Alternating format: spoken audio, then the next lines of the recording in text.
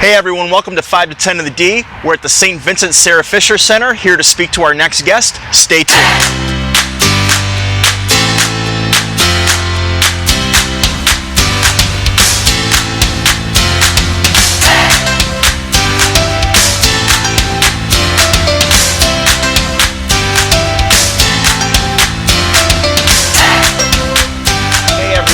It's a joy and pleasure to be here. Sitting next to me is Diane Renaud, the Executive Director and CEO of St. Vincent Sarah Fisher Center, which for 175 years has been supporting children and families in Southeast Michigan. Diane, it's an amazing story and a history that you guys have. And I have to say, I was kind of surprised. I watched a video on your website, and one of the moms whose son attends here said, she called it one of Detroit's best kept secrets. So we want to help you kind of generate awareness of all the amazing work that's being done here and how you guys are making a difference in the community. But before we start getting into the history of St. Vincent Sarah Fisher, I want to ask you, how you got your start in this. I know that you started your career, I believe, in nonprofit. Yes. And then you went into advertising and marketing. Yes. For a few years, and then you came back to nonprofit, yes, working for Sarah Fisher. So talk to us about it. It's quite a weird road to take. Well, first of all, thank you, John, for coming here with 5 to 10 in the D. It's a great pleasure to have you, and we really appreciate the opportunity to speak about the center. My personal journey, it's not a traditional route. Actually, when I was in college, I was working my way through school, and I fell into nonprofit kind of by accident because I needed a job, and fell in love with the daily affirmation of being able to give back and feeling like you were being productive and being able to do things for other people. And it's just a very intoxicating feeling. And I had been working in it for a number of years, and I was actually working at Children's Hospital of Michigan, and was completing my master's degree. And my master's thesis was a comparison of the paradigms of nonprofit versus for-profit, and how nonprofits who employ 1 in 7 in the country. Wow. I mean, it's a major industry, but we've always kind of taken the poor cousin approach, and haven't paid for talent and haven't taken the lessons of our the for-profit sector to heart in terms of finance and things like that. So I did a kind of an analysis of that. When I completed my master's degree, there really wasn't any place for me to go at Children's, and I'd been in the same role for a long time and wanted to spread my wings a little bit. And so I actually asked one of my corporate volunteers to be a reference as I started a job search, and he said, actually, I want to hire you in advertising. And I went, raising money for sick children to going into advertising is quite a leap. But I had just done this whole big analysis, and I kind of wanted to, I did a lot of soul searching, and I said, well, let's walk the walk for a little while, and let's see if I really actually knew what I was talking about. And so I made a deal with myself that I'd go into the for-profit sector for 10 years. And get a feel for it, and I'm not going to lie, up my salary a little bit, Sure. And so I worked in advertising for 7 years, and I did national marketing for BBDO, and worked on Jeep, Chrysler, and Dodge brands. And then after that, I did, ironically, with many of the people that we know from our mutual background, and then I went and I did national marketing for Comerica Bank. And when I hit the 10-year mark, the opportunity to come to St. Vincent and Sarah Fisher opened up, and I got to tell you, I came running back. I couldn't wait for those 10 years to be up, because it was a tremendous learning experience, and it's the sort of thing that you kind of have to go through it and have a foot in both worlds to understand how differently they operate. But I obtained a wealth of information. I was going to say that made you stronger coming back into the nonprofit, having spent 10 years in the for-profit industry. And I felt it made me better suited to be a CEO. Okay. Because I had a knowledge that I had obtained in terms of financing and forecasting and strategy and things like that had I just stayed in nonprofit, I might not have had exposure to. And it really, I think, gave me tools to be confident enough to come into a CEO role. Yeah. And so that's how I wound back up. And I'm sorry. No, so you were going to say, though, you were saying that you came running back to it. So what was it? What was it that you missed? What was it about nonprofit that? Getting up every day and caring about what I did. Yeah. And going to bed every night tired, but going, okay, maybe I might have helped somebody today. Yeah. I needed to find value in what I was working so hard at, because everybody works hard, but if you're phoning it in and you're going through the motions and you're not caring about what you're doing, for me, my personal motivation is being productive and having an impact on somebody else's life. Yeah. Selling cars just wasn't that exciting to me. I was going to ask you what your why is, and I think you kind of just answered me. Would you elaborate on that? Like, well, what's your purpose? Like, is that what motivates you? Well, I was the daughter of an educator. Okay. And my dad spent 40 years in education, so I was raised with a very strong belief in the importance of education. Yeah. And what it can do and how it can change people's lives. Yeah. And so that was instilled in me from birth, and it's always been important to me. And then the opportunity when this job opening happened and I had a chance to work in education, but also work in areas of working with at-risk people. It was the marriage of two very important things, because, could I have gone and, worked in the suburbs or something? Sure. But I wanted to come into the city where the needs are so great. Yeah. And where the impact is that much bigger. For people to have their minds opened and to work with the kids where, an educational epiphany for a child means that they view the world differently and they view their options differently. Yeah. And just a small story, there was a child that we worked with who one of the volunteers said, well, you're really good in math, and what do you want to be when you grow up? And he got very excited and he said, someday I want to work at Target. Well, this child, it's a limited view. Yeah. In the second grade, that's your greatest aspiration. Yeah. Not that there's anything wrong with it, no, but this kid could have gone on to be anything. Yeah. And to be here and to be part of that, that's a reason to get up really early in the morning when you're really tired and when you're having to drive through a snowstorm. And you have the trials and tribulations of life. When you have that sort of motivation and that's what's waiting for you, that's why I do what I do. Yeah. And you talk about you grew up in a house where education was so important, and that's what you guys are doing here. So obviously that's a huge connection. Yeah.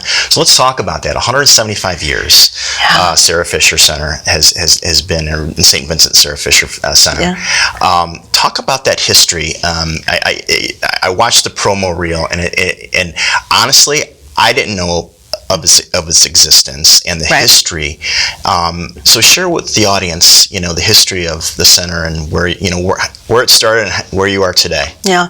Well, what many people don't know is that we started in 1844, bringing kindergarten to Detroit, which was a relatively new European concept at the time. And we actually began in downtown Detroit, where the Millender Center now sits. Okay. And we were brought by our founding organization, we're the Daughters of Charity, and which is a European organization, and that came to the States. And so we started as St. Vincent's Academy. And we started working with kids, and then other programs evolved, and we, as Detroit started to grow and property became more valuable, we ultimately moved out to the suburbs. And many people knew us as the orphanage. And because we became a residential facility, in the 1800s and early 1900s, you did have a lot of people passing from disease or accidents or things like that. The lifespan was a lot shorter. So you had a lot more orphans, and it became a residential facility. But at its core, education was always a pillar. Yeah. And at the facility, there was a kindergarten, and the children were mainstreamed into the Farmington Hills School District. And I can't tell you how many people I meet, John, that say, I remember going to school with the Sarah Fisher kids. It was part of people's lives, and it was a normal thing. And then and we had a whole slew of other programs, Home for Unwed Mothers, and we had a young fatherhood program and prevention and education programs. So fast forward to 2006. And going back a second to your point, you didn't really know about it. Well, if you didn't, if you weren't connected to the world of having an orphan child or a child in a residential facility, you wouldn't have known about us. Okay. But fast forward to 2006, the economy started to change, and policy started to change. And where children were no longer going into residential facilities, they were being mainstreamed into foster care. So literally overnight, between our founding organization and the state of Michigan both of them saying we cannot subsidize this financially any longer, the organization lost its annual operating budget within a very short period of time. And rather than close down, the Board of Trustees decided that it was critical to continue to fulfill our mission of helping the at-risk families in Metro Detroit. So we decided to return to our roots, literally, move back to Detroit and implement very strong education programs.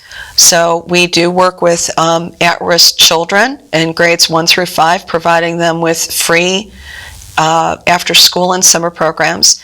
And then we also work with adults to obtain their GED and go on to either higher education or training or workforce development. And the reason that is so critical, John, is that in the city of Detroit alone, there's more than 90,000 people, 90,000 adults that don't have their GED. That means they can't get a job. That means they can't support their family. That means the cycle continues. So we want to work with the kids who are having challenges with school for a variety of reasons, and then we work with adults to empower them through education to become economically self-sufficient and break that cycle. Which is extremely important. Correct. Yes. What is your, here we are 2020, and what is kind of your vision going forward, and what are the needs for the center? Our vision to go forward is to continue to broaden the reach of our programs as much as we possibly can. We have 6 different, we have our main campus here in Northwest Detroit, but we have 5 additional locations for our adult program, trying to bring the programs outward to people so that transportation, which is a challenge for the at-risk community, it's not a barrier anymore. So we want to continue to expand. Well, it takes money to do that. And with our children's program, there's a lot of kids that need help. And we are limited by volunteer, because all of our programs are personalized one-on-one tutoring. So the more volunteers we have, the more children we can help. So basically, the way people can help are money, volunteering, regular volunteering, which is critical for tutoring, and actually we're going to be having an event on April 18th at the Redford Theater called Celebrate the Center, and it's a family movie day where we're going to be showing Willy Wonka. And so tickets are $5, and people, we're going to be sending out information soon, and they'll be able to buy the tickets online or at the door. And if you want to come and support the center, you can't necessarily find the time to volunteer, we'd be thrilled to have you join us at the movie day. Great. That's great. And I mean, we were talking just earlier, I'm kind of throwing this out there, we were talking about just how generous people are. I mean, you've witnessed it, and we were having a conversation about in this world of what seems very divisiveness and that sort of thing, when people really sit down and talk to each other and communicate with one another, and we find out what we have in common, and it's really inspiring to know that there's so much generosity out there. And I think you probably see that here from the people that do donate and the people that get involved with the center. Yeah. It's absolutely true. As we walked through the center, I was showing you that furniture, whiteboards, books, different supplies, materials, virtually everything that we do is donated, and that makes an enormous difference into what we're able to put forth in terms of services. And people are incredibly generous, and I think sometimes that, like as you said, as we were talking about, you forget that. You get lost in current events and politics and drama and everything else, and you forget that fundamentally people have good hearts, and they want to help. And we are so grateful and so blessed with all of the people that do support us. So what's the best way for people and or organizations to get involved with the center? Well, first I would encourage them to visit our website, which is www.svsfcenter.org. Take a look, see our history, see what our programs are, and then we have all kinds of contact information, and decide what it is that you would want to do and help support us. We have a philosophy that there's no such thing as a non-fit. Find what you want to do. We had an engineering student that wanted to do something, wanted to volunteer, and he said, I'm not sure exactly how I could help. And I said, I'll tell you how you can help. Draw me a diagram of our floor plan. So I can, do strategic planning. And he mapped out the entire building for me. So there's always value. Everybody can add value at some point. And just call us up and we'll find it for you. Yeah, and we'll make sure we post all the contact information as well when we upload the video. And so last question I always ask. I like my big question to ask our guests is, what would you tell what wisdom would you give 25-year-old Diane today? Not talk so much and listen more. We all need that. Right? You think you know everything when you're young, right? And always be teachable. That's what I say. Oh, I like that. Oh, I'm going to steal that from you. I'm just letting you know. Go ahead. Well, I stole it, but it's absolutely true. Listen more to what people who had more experience around me knew, and what they were trying to convey. But also listen to my gut more, listen to my inner voice more, of not do what other people were telling me to do, but trust my instincts, and to be fearless. To be willing to put it out there, and if you get knocked down, that's okay. It's a learning experience. It's a teachable moment.